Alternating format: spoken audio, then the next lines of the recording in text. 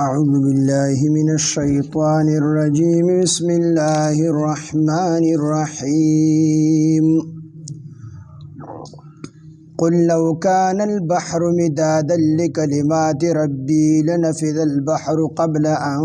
تنفذ كلمات ربي ولو جئنا بمثله مددا قل إنما أنا بشر مثلكم يوحى إلي أنما إلهكم إله واحد فمن كان يرجو لقاء ربه فليعمل عملا صالحا ولا يشرك بعبادة ربه أحدا صدق الله العظيم رب اشرح لي صدري ويسر لي أمري واحلل عقدة من لساني يفقهوا قولي رب زدني علما سبحانك لا علم لنا إلا ما علمتنا إنك أنت العليم الحكيم سورہ کہف شپاڑسم سپارہ آیات نمبر 109 قل لو كان البحر مدادا لكلمات ربي لنفذ البحر قبل أن تنفذ كلمات ربي ولو جئنا بمثله مددا دی آیاتونو کې الله رب العزت خپل لوی خپل قدرت او خپل صفات بیان کړي. الله تعالی فرمایي قل تو ورته او فرمایا نبی علیہ السلام ته الله فرمایي لو کان البحر کچریشی سمندر مدادن صحیح دا صحیح شي دا سمندر صحیح شي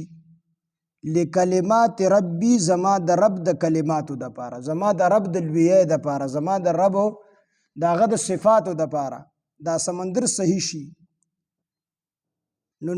لنفد البحر نو خامخا بختم شي دا سمندر قبل مخک د دینا ان تنفذ دا چې ختم شي کلمات ربي زما د رب کلمې دا سمندر کو صحیح شي او په دې باندې د الله تعالی صفات لیکل شروع کی نو دا سمندر چې کوم صحیح شي یا صحیح به ختم شي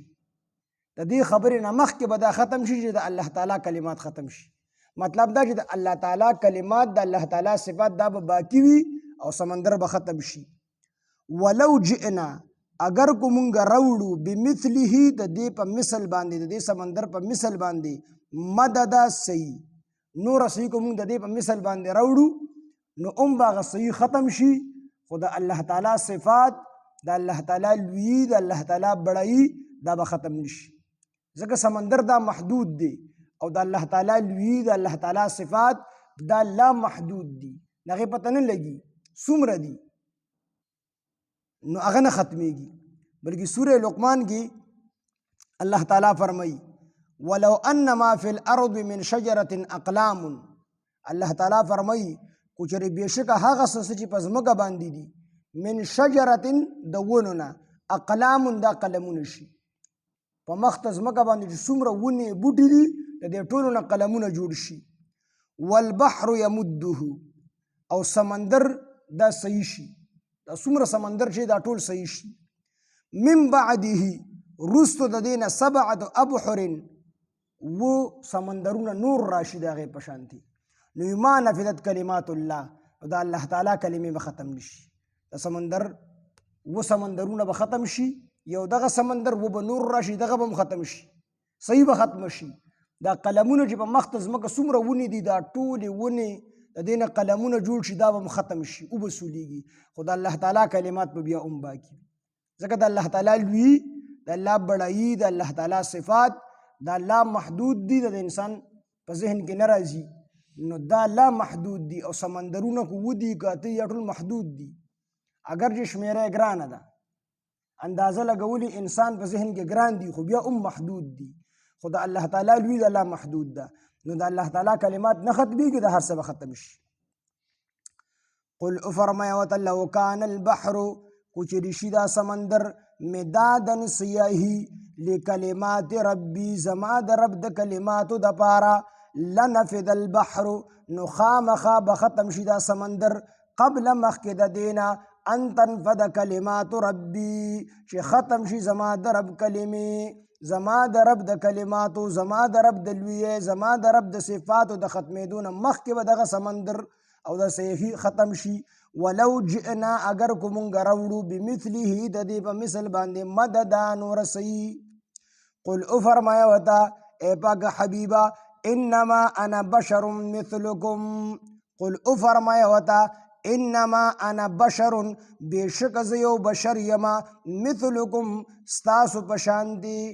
یوحا وحی کولی شي الیا ما طرفتا نبی علیہ السلام له الله تعالی هر قسمه کمالات ورکړي خو بیا الله تعالی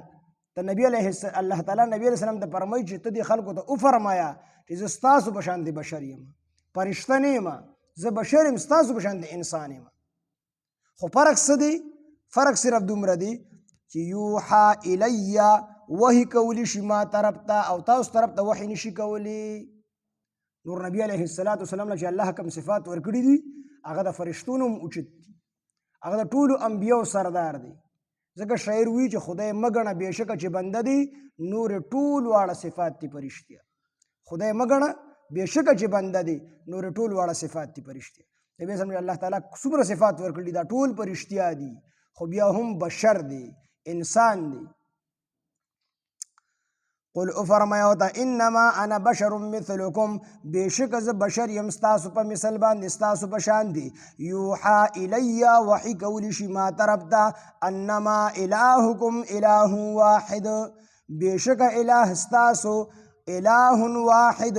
یو الہ دی یو پروردگار دی فمن کانا پس هغه څوک چې وي پس هغه څوک یرجو چې دی امید لري لقاء ربه د خپل رب د ملاقات نو فلیعمل پکار د چې دی عمل وکي عملا صالحا نیک عمل ولا یشرک او شرک نکي بعبادت ربه د خپل رب په عبادت کې احدا هیڅوک ولا یشرک او شریک نکړي بعبادت ربه د خپل رب په عبادت کې احدا هیڅوک د خپل رب په عبادت کې شریک نکړي نبی علیہ السلام او فرمایل چې ستاسو په شان د بشر یم هغې نه وروسته او فرمایل چې ستاسو الہ هغه یو پروردګار دی او هغه څوک چې هغه د الله تعالی د ملاقات امید لري نو هغه له پکار دی چې نیک عمل وکړي او د الله رب العزت سره څوک په عبادت کې شریک نه کړي د دې شرک نه شرک اصغر مراد دی شرک خفي چې ورته وړوکی شرک ریا ته مراد ده چې یو سړی د الله تعالی سره څوک په عبادت کې شریک نه کړي مطلب څه دی مطلب دا دی چې یو سړی عمل کوي او د عمل خالص مخلص ته الله تعالی دپاره کوي کو دی په خپل عمل کې بل څوک شریک کړي د الله تعالی سره نو دا شرک خفي دی حدیث مبارک کې راځي چې په ورځ د قیامت په الله تعالی درې قسمه کسان راوغواړي یو به چې کوم دی مجاهد راوغواړي شهید چې دی به شهید شوي وي د باندې به الله تعالی خپل انعامات ښکاره کړي الله به ورته وفرمایي دا نعمت مې درکړی دا نعمت مې درکړی بنده ته ماله څه راوړي وي دی به وي چې یا الله تعالی زه ستا د رضا دپاره وجنګېدم تر دې چې شهید شوم د وینې هغه آخري احساس کې مې ستا د رضا دپاره ستا په لار کې توی کړی دی وی الله تعالی به ورته وفرمایي چې دا خبره مه کوه چې ستا د رضا دپاره زما د رضا دپاره دې نه دي کړي کړي دي خو د دې دپاره دي کړي دي چې خلک درته بهادر وي او هغه ته په دنیا کې ویلي شوي دي فرشتو ته به الله حکم وکړي دي پړ مخې راښکلي جهنم ته وغورځوي دی به وغورځي دویم به چې کوم دی مالدار راولي مالدار نه به تپوس وکړي دنیا کې دې څه کړي دي دا نعمت مې در باندې کړی وي دی به وي چې الله تعالی داسې ځای نه و چې په هغې کې مال لګول ستا د رضا سبب نه و هغې کې ما مال نه لګولی وي الله تعالی به ورته وفرمایي چې بالکل کړي دي خو دې دپاره دي کړي دي چې خلک درته ښه سړي ووي سخي ووي هغه د دنیا کې ویلي شوي دي فرشتو ته به حکم وفرمایي الله تعالی دې پړ مخې راښکلي جهنم ته وغورځوئ دی به هم جهنم ته وغورځي درېیم به عالم او قاري راولي هغه باندې به الله تعالی خپل نعمتونه ښکاره کړي دی به وي الله تعالی د هر څه مې ستا د رضا دپاره مې قرآن یاد کو علم مې زده کو خلکو ته مې وښو توبه استغفر الله دا مې ستا دپاره الله به وي زما دپاره دې نه دي کړی دې دپاره دې کړي خلک د قاري صیب وي خلک د مولي صیب وي دې دپاره دې کړي دنیا کې ته ملو شوي دي فرشتو ته به حکم وکړي دې پړ مخې راښکلي جهنم ته وغورځوي علما فرمایي دا درې واړه دا هغه کارونه دي چې په دې باندې په دنیا کې دین ژوندی کېږي کو یو سړی جهاد کوي په ده باندې د دین حفاظت کېږي په دې باندې دین ژوندی کېږي کو که یو سړی مال لګوي نو بغیر د مال نه هم دین نه ژوندي کېږي. جوماتونه څوک جوړي؟ مالداران خلک یې جوړي، سخیان یې جوړي، مدرسې څوک جوړي، طلباو له دا ډوډۍ څوک ورکوي، دا کتابونه څوک اخلي؟ نو په دې باندې هم دین ژوندي کېږي په مال سره. او دریم علم او قرآن یادول، په دې سره هم دین ژوندي کېږي. دا لوی لوی کارونه دي، خو د ده نیت پکې خراب و نو په ځای د ثواب دته عذاب میلو شو، هېڅ ورته میلو نه شو، بلکې الټه ورته عذاب میلو شو. نو د دې وجې نه چې کوم عمل یو سړی شروع کړي په سر کې دې نیت کوي چې الله ستا د رضا دپاره، منسته کېږي بیا دې نیت تازه کوي، وروستو دې پسې استغفار وایي چې خدای پاکه ستا د شان مطابق نه وي. په کوم نیک عمل پسې چې استغفار وویل شي په دې د قبولیت مخر ولګي. یو صحابي راغی نبي علیه السلام ته عرض وکړو چې زه یو نیک کار کومه خو زړه کې مې دا خواهش وي، مثال زه جهاد کومه خو په زړه کې مو سره دا خواهش چې خلک راته بهادر ومووي، او زه دا جهاد خالص ته الله د رضا دپاره کوم، خو زړه کې مو سره دا خواهش وي چې خلک راته بهادر وي، زما دا بهادري هم خلکو ته ښکاره شي. وي په دې باندې الله تعالی دا آیات نازل کړو. بل روایت کې راځي چې یو کس راغی او نبی علیه السلام نه ته عرض وکړو چې بعضې وختونو کې زه یو نیک عمل کوم او خالص ته الله تعالی رضا یې مقصد وي، خو زړه کې مو سره دا خیال راځي چې خلکو ته هم زما د دې نیک عمل پته ولګي، دا خواهش مې وي. وی نبی علیه السلام خاموشي اختیار کړله. وی لږ وخت پس دا آیتونه نازل شو. بعضې روایتونه دا معلومیږي، لکه یو بعضې روایتونه د دې عکس معلومیږي. حضرت ابو هریره رضی الله عنه نبی علیه السلام ته عمل عرض کړي چې یا رسول الله وسلم بعضې وخت کې زه کور کې یو نیک عمل کوم، مونځ، ذکر، وظیفه وغیره کوم، او په دې کې څوک راشي په ما باندې، نو چې کله دا کس په ما باندې راشي نو زما زړه خوشحاله شي، نو دا هم ریا کې داخل دی. وی نبی علیه السلام ورته وفرمیل چې ابو هریره الله تعالی دې په تا باندې رحم وکړي، ستا دپاره 2 اجر دي. یو اجر ستا د نیک عمل دی، او دویم اجر د دې مسلمان د لیدو دی چې ته په دې نیک عمل باندې ولیدل تا وویني.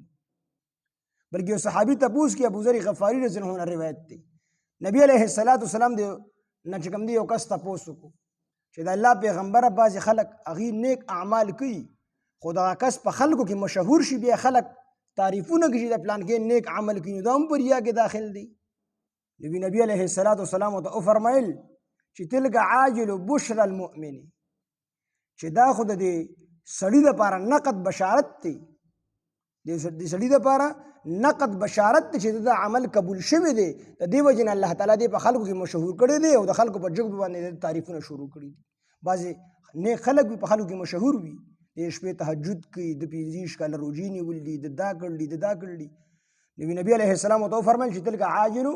بشر المؤمن، دا د دې مؤمن دپاره نقد بشارت دی چې د ده د عمل الله تعالی قبول کړی دی. نو 2 قسمه روایات راله، یو قسمه دا راله چې عمل به نه ظاهره، بل قسم راله کو ظاهر شي مسله نشته دی. وی تطبیق په دې کې دا دی چې د یو سړي په زړه کې خو به دا خیال نه راځي، دی به خالص مخلص د الله تعالی د رضا دپاره عمل کوي. خو د یو سړي دا خواهش چې زما دا عمل د بار خلکو ته ښکاره شي، دا ریا کې داخل دی. او که د خواهش نه او خود به خود ښکاره کېږي نو بیا دا ریا کې شامل نه دی.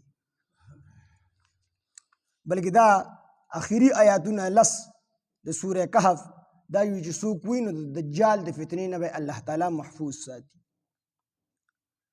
او که یو سړی وي چې یاره زه به د دې ریا نه څنګه بچ کېږم، نبی علیه السلام یې دعا خولې ده.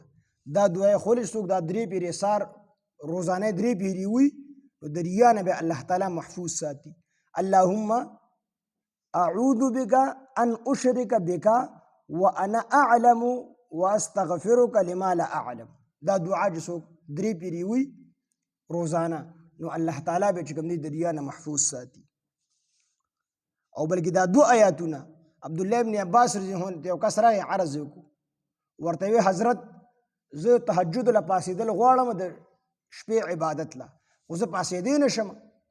خوب را باندې غلبه وکړي، سترګې مې پټې شي. وی هغه ورته 2 آیاتونه وښودل، قل لو كان البحر مدادا لكلمات ربي، وی چې کله ته اوده کېږې او بسترې له لړ شي دا 2 آیاتونه ووایه. نو چې کوم ټیم دې په زړه کې کوی چې 4 بجې به پاسم نو الله تعالی به 4 بجې پاسي، خوب به دې پوره وي. کوی چې 3 بجې به پاسم نیت دې وکړو او دا آیاتونه دې ووي نو دقه 3 بجې به دې الله تعالی پاسي. قل لو کان البحر نه راواخلي تر بس دغه دوه آیاتونه دي اخیری دا چې څوک وي الله تعالی به تهجد دپاره څه ټایم چې دی غواړي الله تعالی به پاسي قل لو کان البحر کچری شي سمندر مدادن سیاهی لکلمات ربی زما د رب د کلماتو دپاره لنفد البحر نو خامخا به ختم شي دا سمندر قبل مخکې د دین ان تنفد کلمات ربی چې ختم شي زما د رب کلمې ولو جئنا بمثله مددا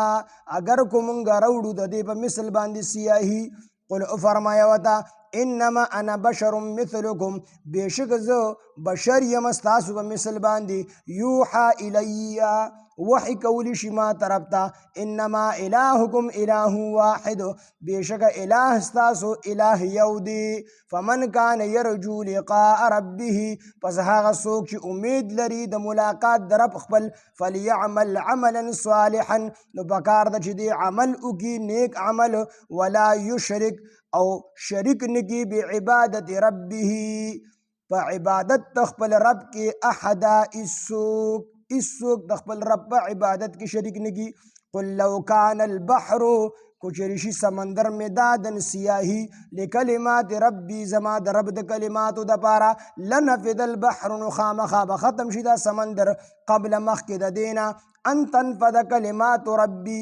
دا چې ختم شي زما د رب کلمې ولو جئنا بمثله مددا اگر کو مونږ راوړو د دې په مثل باندې سیاهی قل فرمایا وتا انما انا بشر مثلكم بشک ز بشر یم ستاسو په مثل باندې یوحى الی خو وحی کولی شي ما طرف ته انما الهکم اله واحد بشک اله ستاسو یو اله دی فمن کان یرجو پس هغه څوک چې امید لري لقاء ربه د ملاقات د رب خپل فلیعمل عملا صالحا نو پکار د چې دی عمل وکړي نیک عمل پکار ده چې دی عمل وکړي نیک عمل ولا یشرک او شریک نکي بعبادت ربه د خپل رب په عبادت کې احد هیڅوک سبحان الله بحمده سبحانك اللهم بحمدك اشهد ان لا اله الا انت نستغفرك ونتوب اليك سبحان ربك رب العزه عما يصفون وسلام على المرسلين والحمد لله رب العالمين